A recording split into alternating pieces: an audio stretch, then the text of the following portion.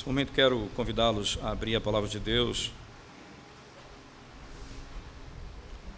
Primeira carta do apóstolo Paulo aos Coríntios, capítulo 14.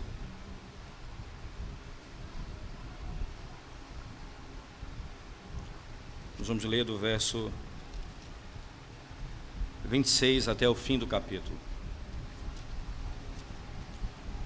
1 Coríntios, capítulo 14, verso 26 ao fim, diz assim: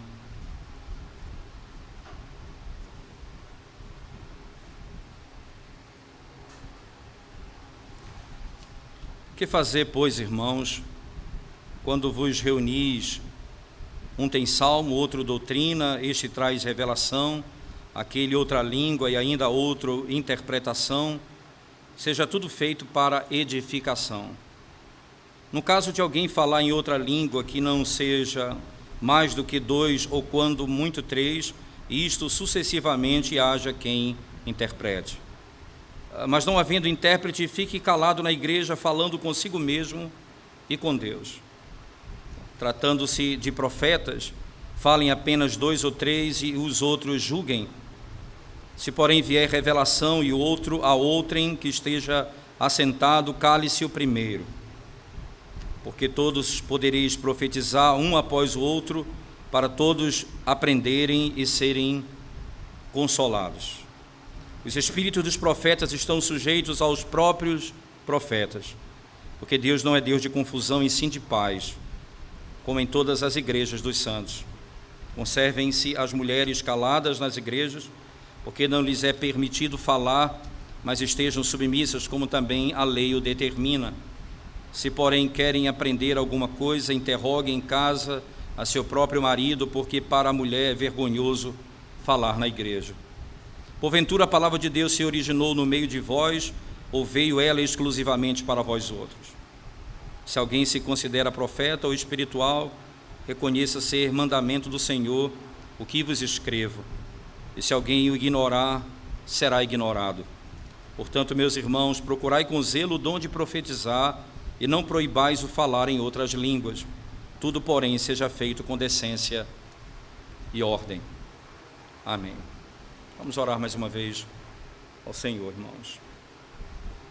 Nós te exaltamos, ó Deus, pelo privilégio de podermos mais uma vez ouvir a tua voz pregada, e nós queremos clamar ao Senhor como igreja do Senhor, que teu Espírito possa nos iluminar a mente e o coração, para compreendermos a tua palavra e assim vivermos segundo aquilo que o Senhor nos ordena, com alegria e com o coração quebrantado.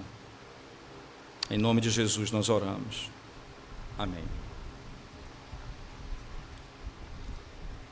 O propósito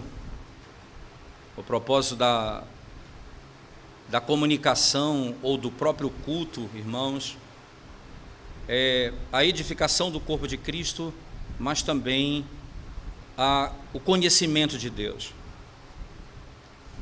Por meio do culto, Deus está sendo conhecido, não apenas pela igreja, mas por aqueles que, não sendo crentes, participam do culto. Quando o culto não é feito segundo a vontade de Deus ou como Ele ordena, e muitas vezes nós falamos o nome de Deus, mas a impressão que as pessoas têm de Deus, ou o entendimento que eles têm de Deus, não condiz com aquilo que Ele mesmo é. Ora, Deus fez todas as coisas segundo a ordem, e Ele criou o mundo nos dias determinados com propósitos bem específicos, cada coisa foi assim feita. Acontece que o pecado entra no mundo e a desordem ela começa a ser estabelecida. Primeiro, os homens começam a perder a autoridade e não cumprem o seu papel como determinado pelo Senhor. As mulheres assumem o papel de liderança quando não deveria ser assim. O Senhor, desde o princípio, estabeleceu um conceito muito claro. Isso afeta o culto, a adoração a Deus. Quando nós começamos a adorar do modo como nós pensamos ou imaginamos, e isso fazendo aquilo que Ele nos ensina às vezes. Então, profecia e línguas eram dons dados por Deus à igreja, mas a maneira como eles utilizavam esses dons não revelavam o que Deus era. As pessoas olhavam no culto e diziam: esse povo é louco. Então, a mulher que se colocava no culto para discursar e falar, ou mesmo fazer perguntas no culto, ele disse: isso é uma vergonha, isso é vergonhoso. Entende? A visão que se tinha das coisas que aconteciam reprovavam a conduta e lançavam uma nuvem sobre o ser de Deus. Enquanto o culto revela Deus, o seu ser, a sua santidade, a sua sabedoria, o modo como nós adoramos muitas vezes não lança luz sobre Deus. Exatamente o contrário, lança sombra sobre Ele. E as pessoas não conseguem compreender o que de fato está acontecendo ali. Perceba que é tão sério isso para o apóstolo Paulo, que ele repete tantas vezes esse termo: é para edificação, é para edificação. Por exemplo, no versículo do capítulo 14, no verso 26, preste bem atenção na linguagem que Paulo diz, no finalzinho do verso 6, seja tudo feito para edificação. Seja tudo realizado para a edificação. Perceba que ainda, irmãos, no verso 28 ele diz: mas não havendo intérprete, fique calado na igreja, falando consigo mesmo e com Deus. E aí na sequência: tratando-se de profetas, fale apenas 2 ou 3, e os outros julguem. Se porém vier revelação a outrem que esteja sentado, cale-se o primeiro, porque todos podereis profetizar um após o outro, para todos aprenderem e serem consolados. Veja, porque há um fim na informação. Você sabe por que você, quando não tiver intérprete, vai ficar calado? Porque o propósito é, o que Deus está fazendo tem um propósito de ensinar e consolar a igreja. Faça tudo para a edificação. É para o consolo, é para o ensino e para o consolo. Não há como você ser consolado se você não aprende, se você não entende. E como você vai entender se o que está sendo dito não se compreende? É necessário que se busque o consolo naquilo que está sendo dito. E aí Paulo ainda continua no seu argumento, ele diz no verso 35, se porém querem aprender alguma coisa, interroguem em casa a seu próprio marido, porque para a mulher é vergonhoso falar na igreja. Porventura a palavra de Deus se originou no meio de vós, ou veio ela exclusivamente para vós outros? E aí ele vai dizer para a igreja de Corinto: veja, o que vocês estão fazendo não tem base na revelação bíblica. A prática de vocês é estranha. Por acaso tudo começou em Corinto? Por acaso toda a doutrina começou aqui? É aqui que Deus se revelou ao mundo? Ou não tem um Antigo Testamento? Ou não tem um Novo Testamento ainda? O que exatamente vocês pensam? E aí no final, o apóstolo Paulo então assevera: tudo porém seja feito com decência e ordem. Tudo seja feito com decência e ordem, para que se saiba, para que se compreenda, para que haja consolo, para que haja entendimento no culto ao Senhor. Essa é a ideia geral do capítulo. Então, qual é a confusão que nós temos? Litúrgica. E qual a confusão litúrgica? Havia uma confusão na hora de falar em línguas e profetizar. Todos queriam falar ao mesmo tempo e todos queriam profetizar ao mesmo tempo. Qual outra confusão? A mulher no culto. E Paulo vai então ordenar como deve ser. E aí ele vai concluir no final, dizendo: as ordens e o que eu estou ensinando, aquilo que eu estou ensinando a vocês é a palavra de Deus. Vocês devem tomar isso como palavra de Deus. E não se apartem dela. Porque tudo que eu estou ensinando é para um fim último, para que o culto a Deus seja feito com decência e com ordem. Para que haja decência e ordem no culto ao Senhor. Como é que ele então divide toda essa realidade que é central aqui? Primeiro, veja o verso 26, acompanhem comigo, irmãos, Que fazer, pois, irmãos, quando vos reunis? Um tem salmo, outro doutrina, este faz revelação, aquele outra língua e ainda outra interpretação. Seja tudo feito para edificação. Quando vocês se ajuntam, Paulo está dizendo, veja, quando vocês se reúnem, então o foco aqui é o culto público. Quando vocês se reúnem, irmãos, um tem salmo, um tem doutrina, um fala em línguas e outro profetiza, e aí vocês estão aptos para confundir as partes do culto. Vocês estão aptos agora para tornar o culto algo que é ininteligível. Ninguém vai compreender o que está sendo dito.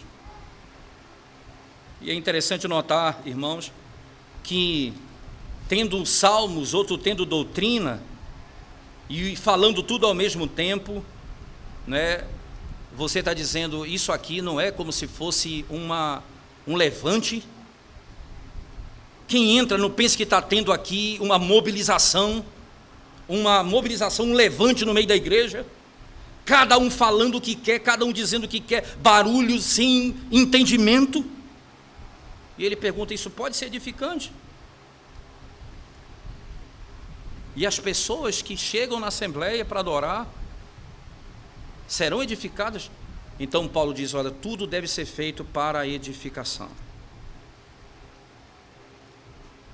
Cada um tem alguma coisa para fazer, vamos fazer isso na ordem como Deus estabeleceu. Como deve ser então? E agora ele vai regular como as coisas devem acontecer. Então ele vai começar a corrigir as faltas dele, né? E vai estabelecer alguns regulamentos para a conduta futura da igreja, né? Veja, porque falar em uma língua desconhecida deve ser feito com, veja só, 2 ou 3 pessoas no máximo, naquela reunião. Nunca pode ser feito as 3 ao mesmo tempo, uma, depois a outra e depois a outra. E isso se tiver intérprete. Se não tiver intérprete, fale com você e Deus. O que Paulo está dizendo aqui, irmãos? Você só é edificado. Você só é edificado, não a igreja. Então, como o culto é para edificação, como ele termina o verso 26, você vai falar só para você e Deus. Você não vai falar para os outros, porque não há intérprete. Então Paulo, no versos 27 e 28, preste atenção como ele regula isso. Preste bem atenção, ele diz, ora, no caso de alguém falar em outra língua, que não sejam mais do que 2 ou quanto muito 3, isto sucessivamente, e haja quem interprete. Mas não havendo intérprete, fique calado na igreja, falando consigo mesmo e com Deus. Falar numa língua desconhecida, não é? Sem interpretação, é ostentação. Lembra que esse é o pecado de Corinto, soberba, vaidade. Falar em outras línguas sem interpretação naquele contexto, quando isso era permitido, era literalmente soberba, ostentação, não edificação. Se tivesse presente, irmãos, alguém que interpretasse, né, então deveria haver exercício dessa forma. Um fala e outro interpreta, para que a igreja seja edificada. Lembre-se que a fé, irmãos, a fé daqueles que escutam, ela é confirmada ao mesmo tempo.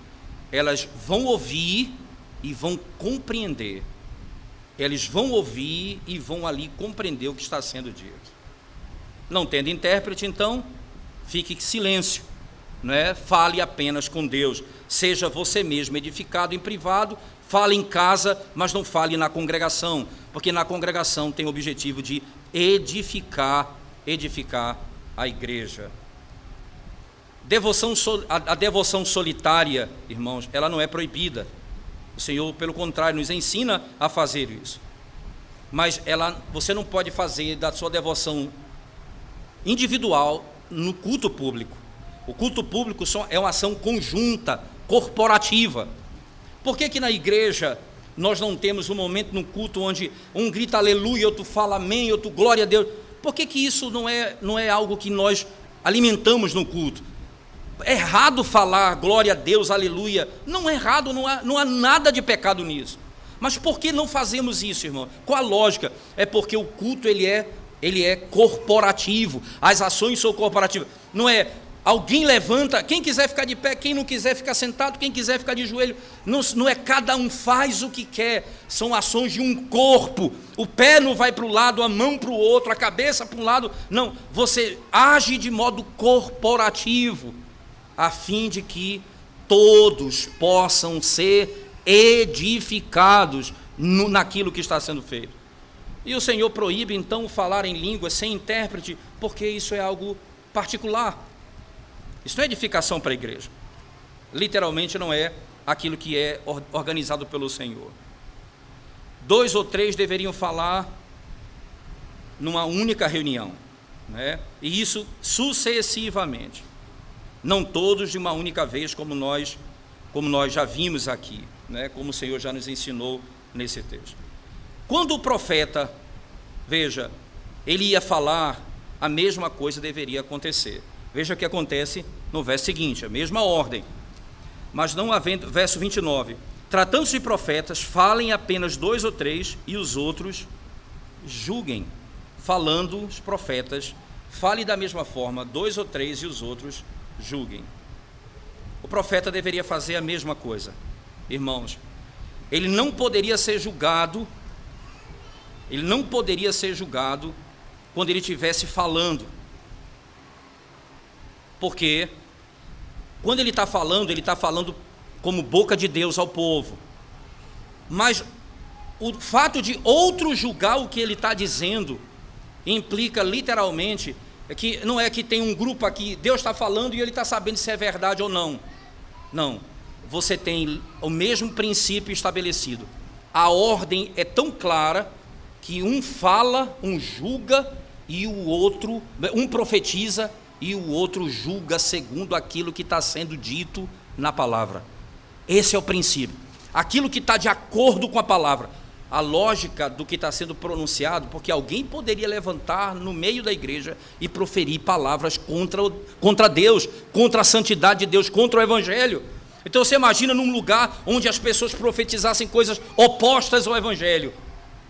É necessário que a igreja possa ter condições de julgar o que está acontecendo ali.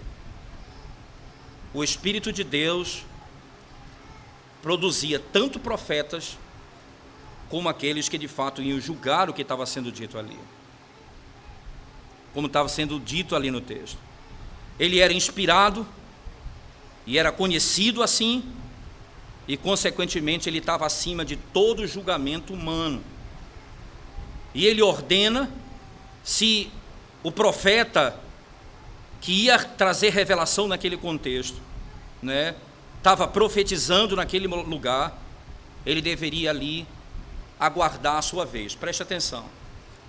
Há um profeta profetizando no culto, era o que está dizendo, o outro está ali aguardando a sua vez. Quando ele termina, o profeta levanta e fala. Ele não é uma coisa, porque Deus mandou eu falar, então eu vou falar por cima dele. Cada um fala na hora determinada. Um fala, o outro sustenta, o outro segura, para que quando ele terminar, ele fale após ele. E aí depois vem outro e fala, no máximo 3, nunca mais do que isso, para que a igreja pudesse ser edificada. E não é exatamente essa a preocupação de Paulo? Veja comigo, por favor, no verso 30. Se porém vier revelação a outrem que esteja sentado, cale-se o primeiro, porque todos podereis profetizar, um após outro, para todos aprenderem e serem consolados. Para todos aprenderem e serem consolados. E aqui vem o princípio estabelecido no texto, né? Cale-se o primeiro e depois você cria uma regra. Paulo está ordenando como deve acontecer no culto, para que aprendam e sejam consolados. Ora, aquele que vai falar aqui, irmãos, o contexto nos parece mais claro, dizer o seguinte: todos aqueles que vão profetizar no texto sagrado, não é? Todos aqueles que vão profetizar segundo a verdade de Deus e vão falar à igreja, eles devem profetizar e tem que ter voz na igreja, porque haverá ensino e haverá consolo. O Espírito vem sobre ele e ele vai falar como o texto está afirmando. Não pode haver um por cima do outro, em termos de um quebrar a fala do outro, um fala após o outro. E todos têm o objetivo de levar entendimento e consolo. Quando a gente pega a palavra aprendizado e consolo, não é? Você vai entender um aspecto que eu diria que é central aqui nessa estrutura, irmãos. A palavra consolação, que é parakaleo em grego, é um termo que ela traduz um termo hebraico que, por exemplo, a palavra hebraica que é traduzida, por exemplo, no Isaías 40, que diz assim, que usa essa expressão, consolai o meu povo. Essa é uma expressão comum em hebraico. Então, na Septuaginta, que é a tradução do hebraico para o grego, eles vão usar esse termo que é usado no texto grego, como consolo, literalmente a palavra consolo. E qual é o consolo que eles recebem ali em Isaías 40? Se você ler o texto, Isaías 41 em diante, você vai ver qual o consolo que eles recebem. Diz o seguinte, ora, terminou o tempo da sua aflição, o juízo de Deus não vai mais cair sobre vocês, a ira de Deus cessou, agora o Senhor estabeleceu a paz no meio de vós. Em outras palavras, o que está sendo profetizado ali, irmãos, é o Evangelho. Eles vão aprender e vão ao mesmo tempo ser consolados. Lembra que o mistério, que é tão comum na linguagem paulina, é entendido no Novo Testamento por aquilo que estava oculto no Antigo Testamento e agora é tornado claro no Novo Testamento, que é o Evangelho sendo exposto à igreja. O Evangelho sendo exposto à igreja. Então, aqueles que estão ouvindo as profecias, eles vão aprender e vão ser consolados. E o consolo, irmãos, não é simplesmente individual, no sentido de dizer, olha, você está com esse problema, o Senhor vai resolver esse problema amanhã. Não, você está passando por você quer casar, o Senhor já te deu alguém para casar tal dia. Não é esse tipo que está sendo tratado aqui. A revelação e o termo consolo está ligado diretamente à manifestação gloriosa do Evangelho de Cristo, que é o anúncio, cessou o tempo do teu sofrimento, a ira de Deus já não está mais sobre ti, porque caiu sobre Cristo, o nosso Senhor. E as profecias então iriam ali trazer essa mensagem a eles, consolo a eles, para que eles pudessem ter paz, literalmente. Agora Paulo, a partir daqui, verso 32, 33 em diante, ele passa a dizer para a igreja quais as razões dessas regulamentações. Ele dá algumas regulamentações básicas, não é? Primeiro, se alguém fala em línguas, fale 1, 2, 3 no máximo e tendo intérprete. Se alguém profetiza, fale 1, 2, 3 no máximo e um espera pelo outro. Não pode falar um por cima do outro. Por quê? Porque quando houver profecia, haverá ensino e consolo. Haverá ensino e consolo. Agora, ele vai dizer, sabe por que toda essa regra? E aí vem a sequência nos versos que se seguem. Preste atenção comigo, irmãos, a partir do versículo 32. Preste atenção no texto comigo. Preste atenção nas regras agora, e das causas, melhor dizendo, para essas regras. Ele diz assim, ora, porque Deus não é Deus de confusão, né? Deus não é Deus de confusão. Deixa eu ler antes um pouquinho, né? Deixa eu ler a partir do 32. Os espíritos profetas estão sujeitos aos próprios profetas, porque Deus não é de confusão e sim de paz, como em todas as igrejas dos santos. Conservem-se as mulheres caladas nas igrejas, porque não lhes é permitido falar, mas estejam submissas, como também a lei o determina. Veja, quais são as razões aqui, irmãos? Primeiro, o benefício da própria igreja. Ele diz no verso que nós acabamos de ler anteriormente, sabe por que tem que ser nessa ordem? Para que haja instrução e consolação. para que todos possam aprender e todos possam ser consolados, exortados pela palavra. A razão pela qual precisa haver regra é para que todos aprendam e todos sejam consolados. Primeira razão que ele dá, por que essas regras precisam acontecer. E os profetas deveriam falar de maneira ordenada, segundo as regras estabelecidas pelo apóstolo.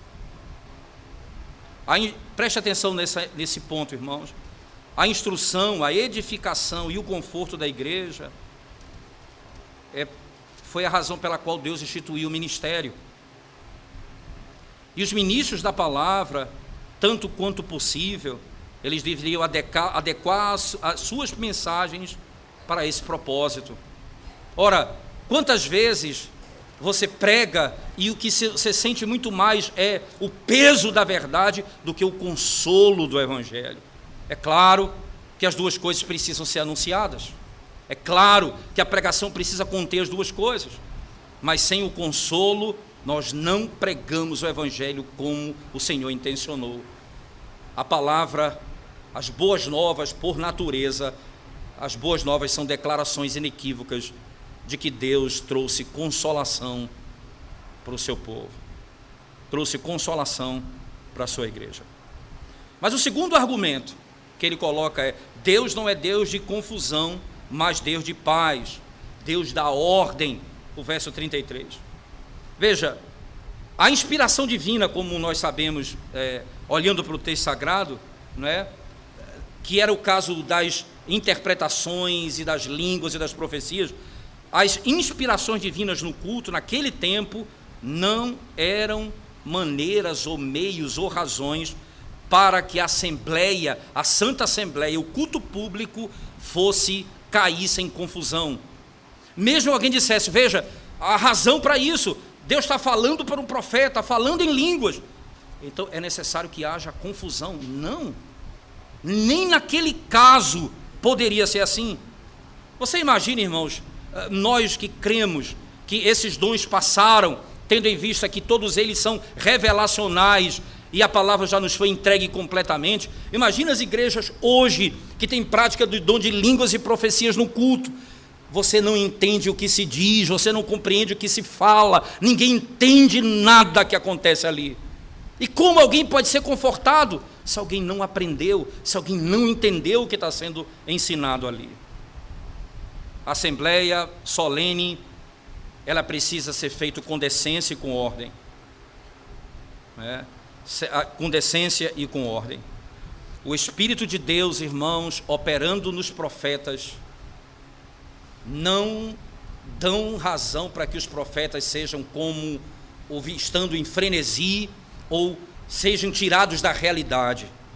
Tanto é que o espírito do profeta está sujeito ao próprio profeta. Isto é, veja, o profeta ele fala pelo Espírito, mas o falar pelo Espírito não o torna alguém no frenesi e na incapacidade de controlar aquilo.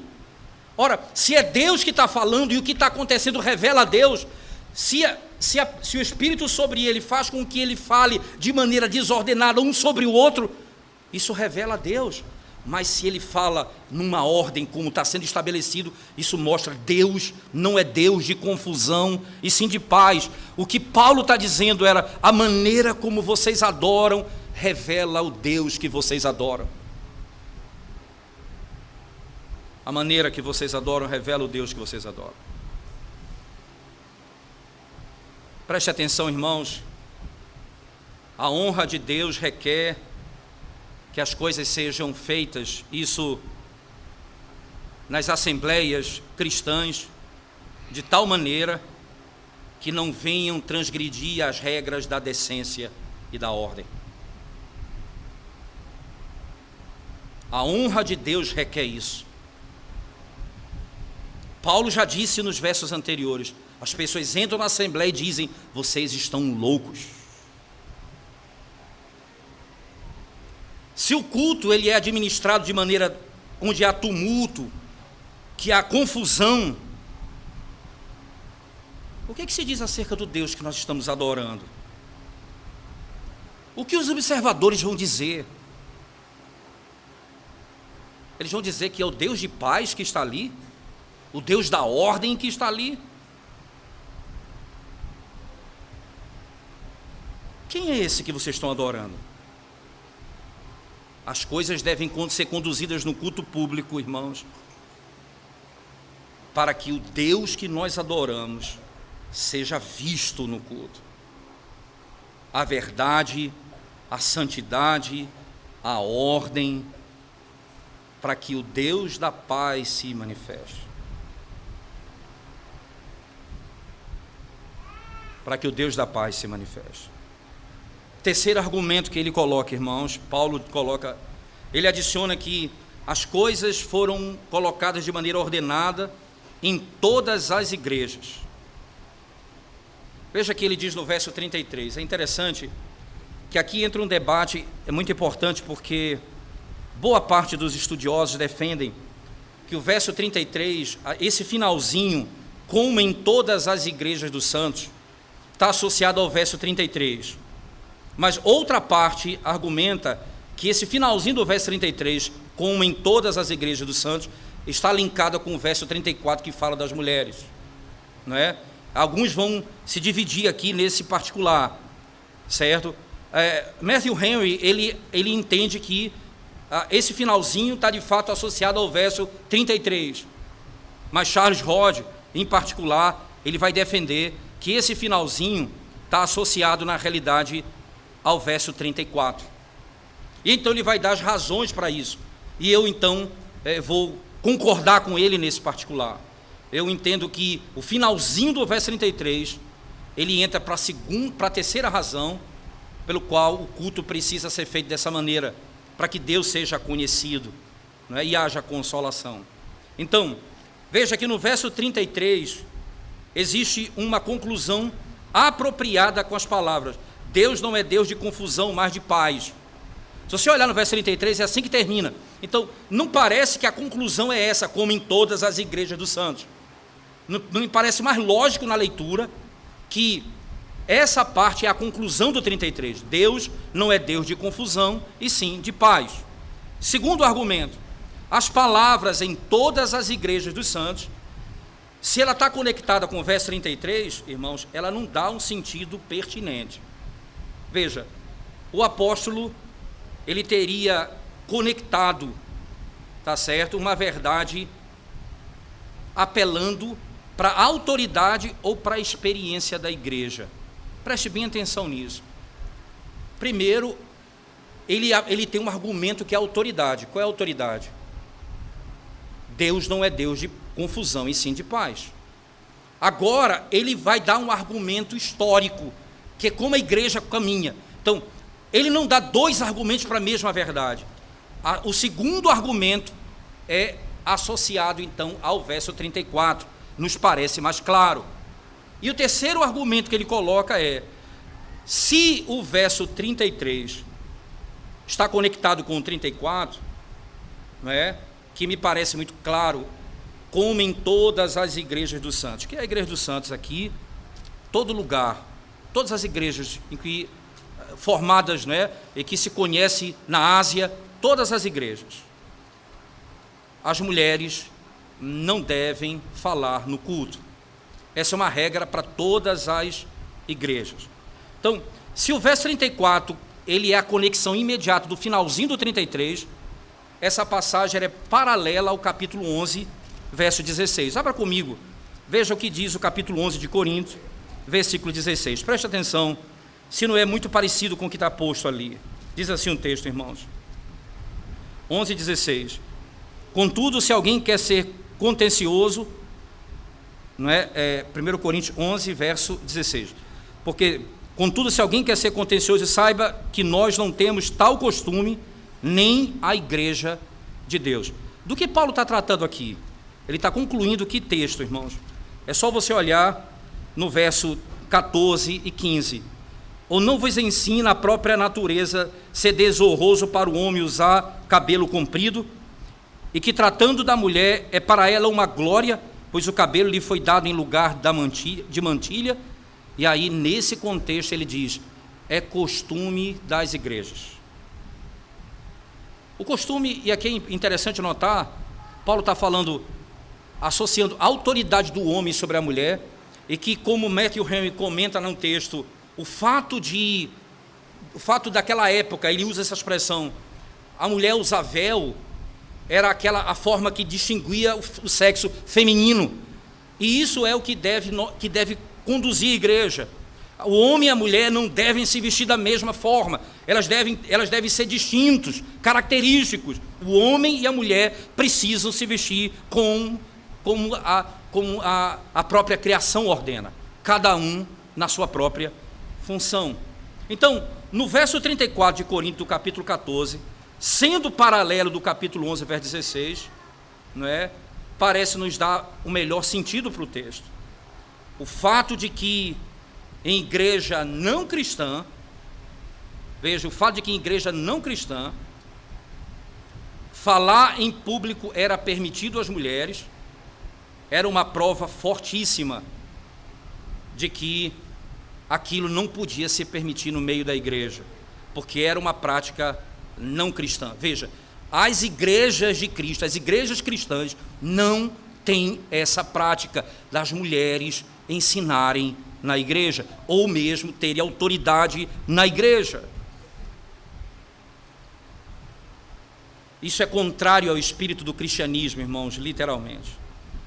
Paulo adiciona à proibição que ele está estabelecendo no texto o peso da autoridade apostólica, quando ele diz: não é apenas isso, irmãos, mas também a autoridade da razão e da própria Escritura. Ele diz: não é permitido que ela fale. Veja o versículo 34, quando diz assim, no verso 34 ele diz assim: conservem-se as mulheres caladas nas igrejas, porque não lhes é permitido falar, mas estejam submissas, como também a lei determina.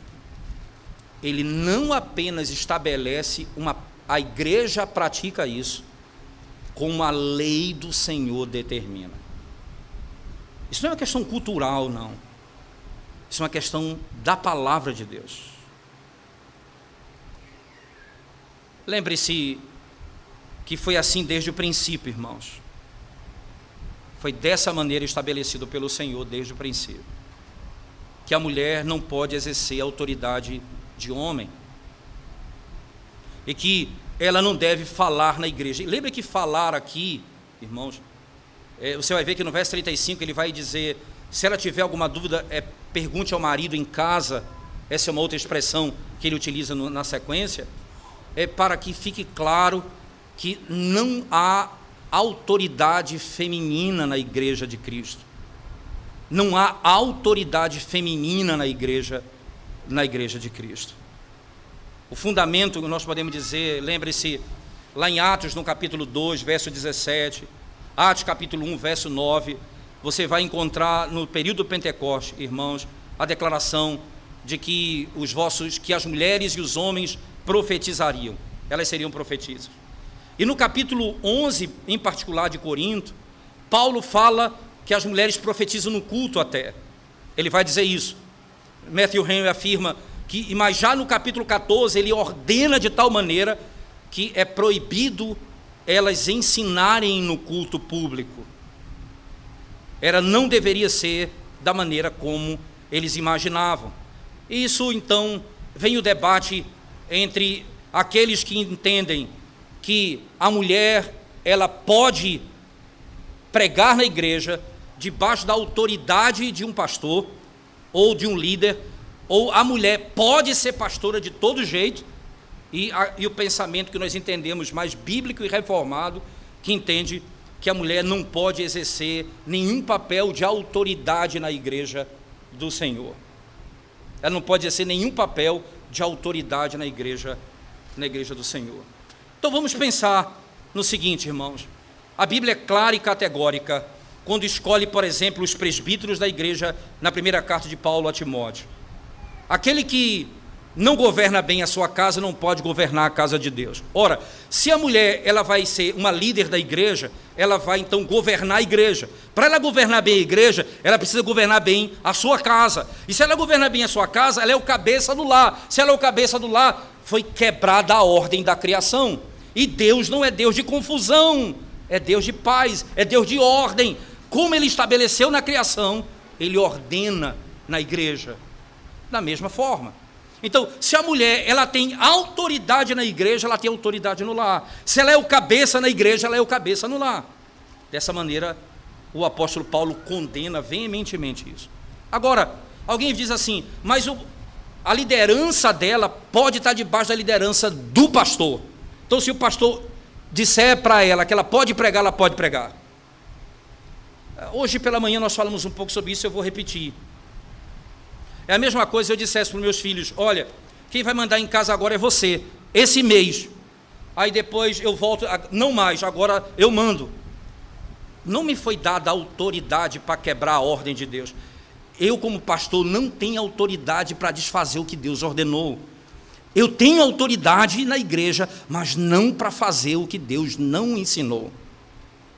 E uma coisa que Deus não me ensinou foi ordenar mulheres momentaneamente para o serviço no culto público, em hipótese alguma.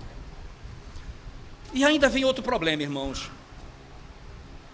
Por que você acha que quem prega no púlpito é o pastor dominicalmente? Alguns colegas que não entendem muito bem da doutrina pensam que eu faço isso porque eu tenho ciúme do púlpito, porque eu não abro o púlpito para ninguém, porque eu tenho problemas, eu tenho problema pessoal com alguém. Então, muitas histórias são criadas. Mas o argumento bíblico é o seguinte: foi dado ao pastor a autoridade para pregar. Veja, os próprios presbíteros docentes, os presbíteros regentes da igreja, eles não pregam no púlpito, só em casos extraordinários, especiais. Teve um domingo que eu vinha pregar aqui na igreja e na última hora, doente, alguma coisa não pôde chegar, e sintomas gripais, alguma coisa, mais ou menos nesse sentido, eu liguei para Galdino e pedi a ele que me socorresse. Então é melhor que tenha um pregador e tenha culto do que não ter culto. É um caso específico como esse. Você entende por que o presbítero não administra a ceia? Porque a palavra e a ceia estão intimamente ligados. É o ministro da palavra e do sacramento, porque essa é a lógica bíblica. O que o Paulo está ensinando aqui, irmãos, é o que serve para o futuro da igreja. Não há autoridade que possa quebrar a autoridade da palavra. Então, qual é o princípio bíblico? A mulher, ela pode ensinar na igreja, sim, outras crianças. As mulheres mais velhas ensinam as mais velhas a serem boas donas de casa, a amarem seus maridos e a educarem as crianças. É o que Paulo descreve, por exemplo, a Timóteo. Eu sei, Timóteo, que você aprendeu, com quem você aprendeu as sagradas letras, e foi com a mãe e com a avó que ensinou a palavra a ele. Elas ensinaram a palavra a ele. É claro que isso é bíblico, mas o que está sendo falado aqui é a pregação das escrituras sagradas. O apóstolo Paulo não está ensinando o contrário. Então, na linguagem bíblica, irmãos, lembre-se aqui, por favor, 1 Coríntios 14, verso 33 e 34, particularmente, ele diz assim, não é? Conservem-se as mulheres caladas nas igrejas, porque não lhes é permitido falar, mas estejam submissas, como também a lei o determina. E veja, Paulo diz, a lei determina. Se, porém, querem aprender alguma coisa, interroguem em casa a seu próprio marido, porque para a mulher é vergonhoso falar na igreja. Porque para a mulher é vergonhoso falar na igreja. Lembre-se que não estamos falando, irmãos, aqui de escola dominical ou coisas afins, nós estamos falando do culto público. E no culto público havia esse tipo de fala, de conversa no culto. Era esse tipo de desordem.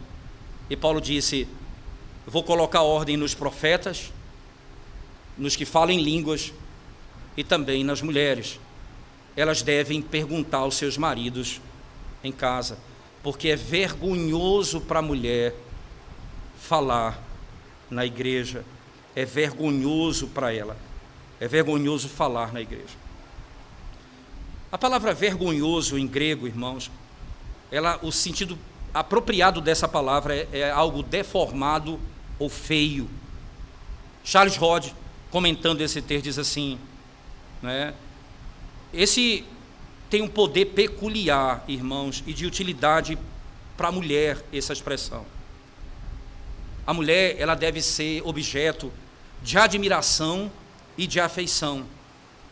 Qualquer coisa que anime o espírito de alguém ao oposto disso, a um sentimento oposto, deveria ser evitado. A palavra feio, deformado, é feio, é deformado, é vergonhoso para a mulher falar na igreja. É vergonhoso para ela falar na igreja. Consequentemente, Paulo então ordena, ela pergunte ao marido em casa. Matthew Henry, comentando esse texto, faz uma aplicação que eu acho gloriosa, né? E eu quero tratar aqui com vocês, só para os irmãos entenderem, né, a beleza dessa aplicação. Ele diz, é papel da mulher, diz ele, aprender em sujeição. É sempre assim, diz ele. E é obrigação do homem manter a sua superioridade, sendo capaz de instruí-la. Se é papel dela perguntar ao marido em casa, então deveria ser preocupação do marido se esforçar para ser capaz de responder a ela em casa. Se é uma vergonha para a mulher falar na igreja, diz Matthew Henry, onde ela deveria estar em silêncio, também é uma vergonha para o homem ficar em silêncio quando perguntado pela mulher e não ser capaz de respondê-la quando ela pergunta em casa. É vergonhoso para o homem também. E qual é a razão dessa injunção, irmãos? Porque essa é a lei de Deus, esse é o mandamento de Deus. Vocês devem obediência à lei de Deus.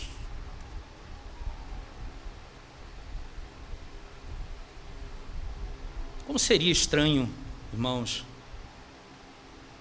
você está num púlpito, uma mulher pregando o evangelho. É completamente contra aquilo que foi ordenado na lei de Deus.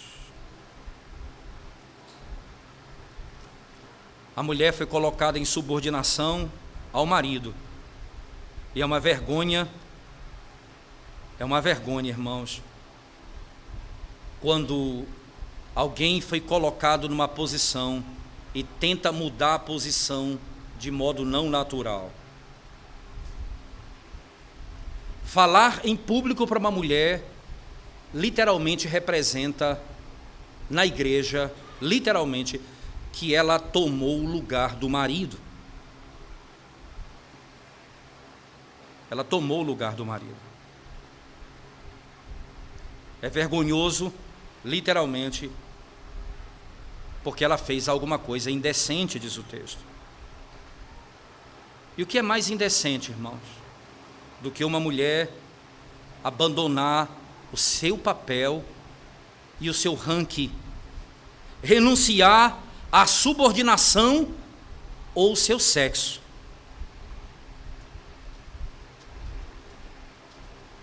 Como é vergonhoso! Por que é feio? Por que é deformante? Porque Deus criou uma ordem. E quando ela fala na igreja, ela assume o papel do homem, deformando a própria criação. Preste atenção nisso, irmãos. Nosso espírito e a nossa conduta deveria estar adequado ao nosso ranking, ao lugar que Deus nos deu. A distinção natural que Deus estabeleceu, nós deveríamos observar. Aqueles que Deus colocou em sujeição a outros não deveriam colocar-se acima quando Deus não os colocou. A mulher foi criada sujeita ao marido. Não deveria tentar mudar a regra, em hipótese alguma. Tudo isso, preste atenção, é porque o culto precisa ter ordem e decência. E isso revela que Deus não é Deus de confusão, é Deus de paz. É Deus da ordem. A última sessão, que vai do 36 ao 40, no texto de Corinto, Paulo então encerra essa sessão reafirmando os mesmos princípios. Preste bem atenção nas palavras do apóstolo Paulo, no verso 36 até o fim. Porventura a palavra de Deus se originou no meio de vós, ou veio ela exclusivamente para vós outros? E aqui Paulo bate mais uma vez na soberba dos coríntios. Irmãos, a palavra originou aqui, no meio de vocês, ela está confinada a vocês, vocês são a única igreja que receberam de revelação divina. Nós deveríamos então ser distintos de todas as outras igrejas e não entender que o que Deus fez aqui, Ele fez nas igrejas, e há uma prática nas igrejas que deve ser observada. E o que Paulo está afirmando aqui na igreja de Corinto é tão comum nos nossos dias, irmãos. Nós desejamos reinventar a roda. Quantas vezes a nossa liturgia, a gente inventa coisas que não estão ligadas às escrituras, à nossa história? Por que nós cada vez mais deformamos o culto? Porque começamos a inserir no culto aquilo que não foi ordenado por Deus, como se a história do cristianismo tivesse começado aqui agora no nosso meio. Não foi assim no princípio? Quando começamos, diziam: vocês querem inventar agora uma liturgia estranha? Estranha, irmãos, é a liturgia que nós temos hoje lá fora. Essa liturgia é aquela que os nossos pais estabeleceram nas Escrituras e estão ordenadas por Deus e devem ser praticadas por todos.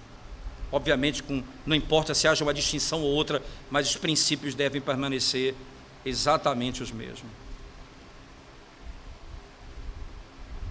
Paulo vai humilhá-los, irmãos. Ele vai mostrar que a soberba deles precisava ser quebrada. Não porque Paulo estava preocupado em humilhá-los, nem queria fazer deles um exemplo para o mundo, mas porque havia uma preocupação, porque aquilo que eles faziam levava a igreja à confusão. E Paulo então vai repreendê-los para que a igreja tenha ordem e decência. Ordem e decência. No verso seguinte, no 37, ele diz: se alguém se considera profeta ou espiritual, se alguém se considera profeta ou espiritual, reconheça ser mandamento do Senhor o que vos escrevo. Paulo está dizendo: o Espírito de Cristo nunca pode contradizer a si mesmo. Se eu falo de mim, se eu falo da minha ideia, então pode haver contradição. Mas se eu falo da parte de Deus, o que vocês falam não pode contradizer o que nós falamos. Se a revelação que vocês dão no culto contradiz o ensino apostólico, isso não vem do mesmo Espírito. Isso é falso, diz ele. Isso é falso. Se eles imaginam que são inspirados, e eles podem, nessa imaginação, competir com o caráter apostólico e o poder apostólico, isso certamente vai tornar a igreja uma confusão, porque a partir daqui Paulo vai afirmar: então os apóstolos não têm autoridade sobre a igreja, a mensagem apostólica não é aquela que guia o culto. E Paulo está dizendo literalmente: não, o Espírito não contradiz aquilo que eu estou dizendo, porque eu falo também pelo Espírito de Deus.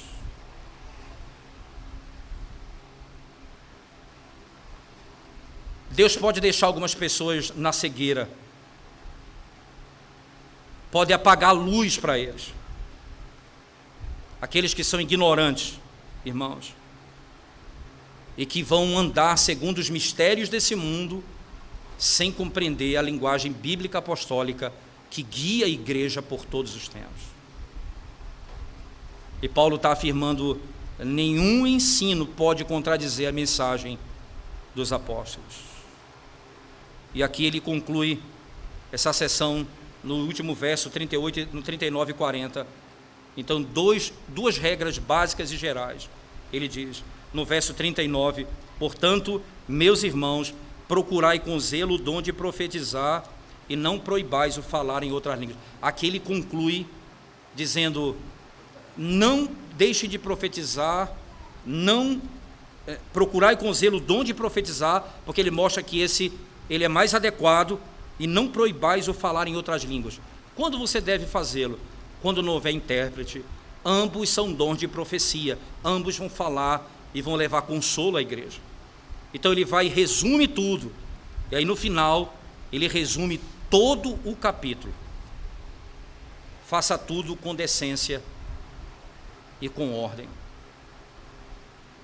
Eles devem fazer, irmãos, todas as coisas segundo a palavra de Deus. Então, como é que eles não devem fazer? O que é que eles não devem fazer? Veja, primeiro, você olha no capítulo 14, verso 20, o que é que eles não devem fazer? O verso 20 diz, irmãos, não sejais meninos. Então, não façam as coisas como meninos. Segundo, no verso 23, preste atenção o que ele diz no 23, do capítulo 14. Se, pois, toda a igreja se reunir no mesmo lugar, e todos se puserem a falar em outras línguas, no caso de entrarem indoutos ou incrédulos, não dirão porventura que estás loucos? Então, primeiro, não faça com que na prática de vocês revelem a meninice da igreja. E segundo, que aqueles que entram na igreja dizem, vocês estão loucos de fato. Estão loucos de fato. E o 33, ele diz, para que vocês fujam da confusão, que isso é indecente. Isso não pareceria um culto, parecia um tumulto.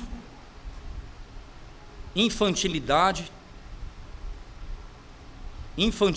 como o texto diz, loucura e ao mesmo tempo confusão. O que é que eu devo fazer?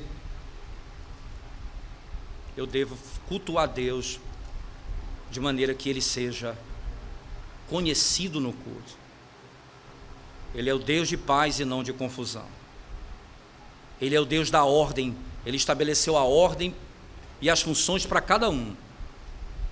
E o objetivo da comunicação é que haja conhecimento e consolo no culto público.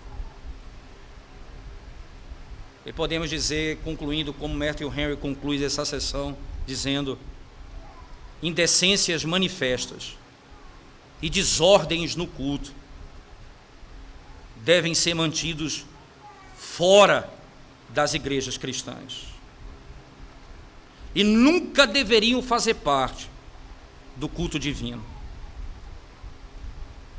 Eles não têm nada,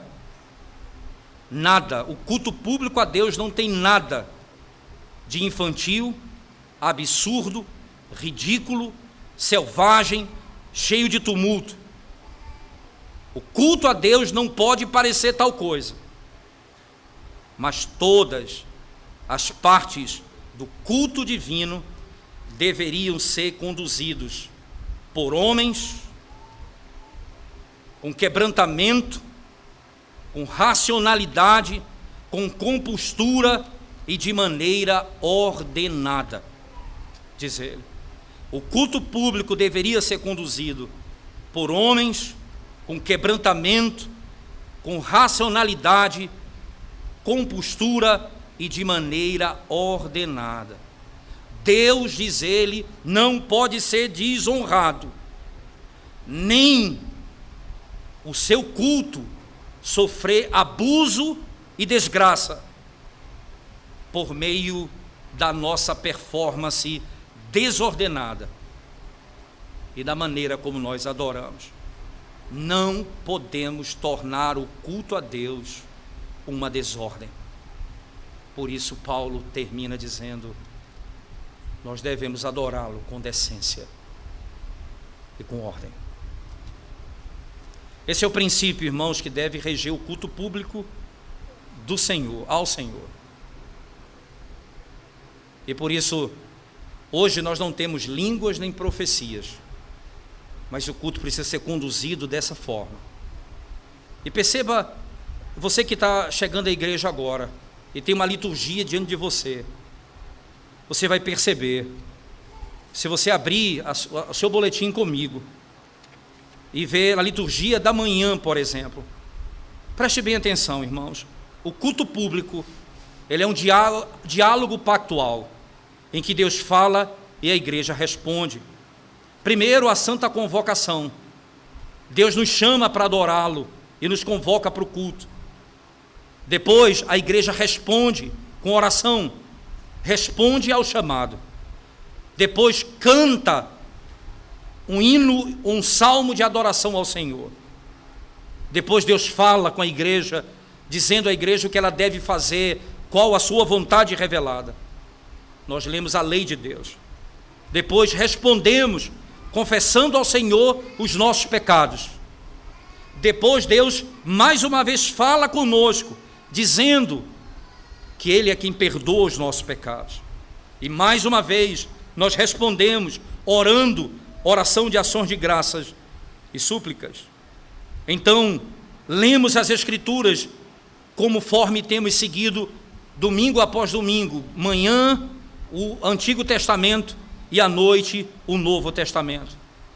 Depois nós cantamos, não é? Depois dessa oração, depois da certeza do perdão, a oração de ações de graça e súplica, depois vem a leitura da Escritura e depois a leitura, o cântico como resposta. E quando nós cantamos, nós nos preparamos para ouvir a voz de Deus. Então Deus fala à igreja, por meio da pregação. Quando Ele fala à igreja, termina o culto, a igreja se levanta e canta em resposta à pregação do Evangelho. E depois da pregação, uma última oração e a bênção apostólica. Por que isso, irmãos? Porque a ordem para que haja comunicação, entendimento e haja consolo por meio do Evangelho que é anunciado. Agora, nós vamos, ao encerrar a pregação, nós vamos de modo ordenado participar da mesa do Senhor. Por quê? Nós vamos celebrar a ceia depois da pregação, porque nós cremos ouvindo o Evangelho e participamos da mesa tendo crido no Evangelho de Cristo.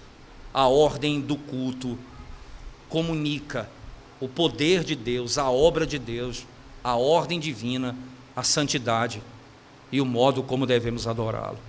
E isso tudo conduzido não simplesmente por homem, mas por aquele que foi, segundo a palavra, não é? Recebeu a imposição de mãos do presbitério para conduzir a igreja no culto público. Tudo o que venhamos a fazer, especialmente o culto a Deus, seja com ordem e com decência. Vamos curvar nossa cabeça e vamos orar ao Senhor mais uma vez, irmãos. Nós te damos graças, ó Deus, nessa noite, nesse final de tarde, início de noite do teu santo dia, pelo privilégio de podermos louvar o teu nome, podermos também, Senhor, ouvir a tua voz e sermos desafiados a um culto que de fato revela a tua santidade, o teu ser, a tua obra e a tua ordem. Livra-nos, Senhor Deus, pelo amor do teu nome, livra-nos de projetarmos ou realizarmos um culto ao Senhor, onde a tua obra, o teu ser, aquilo que o Senhor é, não seja manifestado no culto ao Senhor. Livra-nos disso, para que em todas as partes do culto possamos te conhecer e fazer o Senhor conhecido na adoração ao Senhor. Perdoa as nossas faltas, livra-nos, ó Deus, da arrogância do nosso próprio pensamento, livra-nos da nossa própria vaidade e quebranta a nossa alma para podermos cultuar o Senhor segundo a tua palavra e segundo a tua vontade, em nome de Jesus. Amém, Senhor Deus. Amém.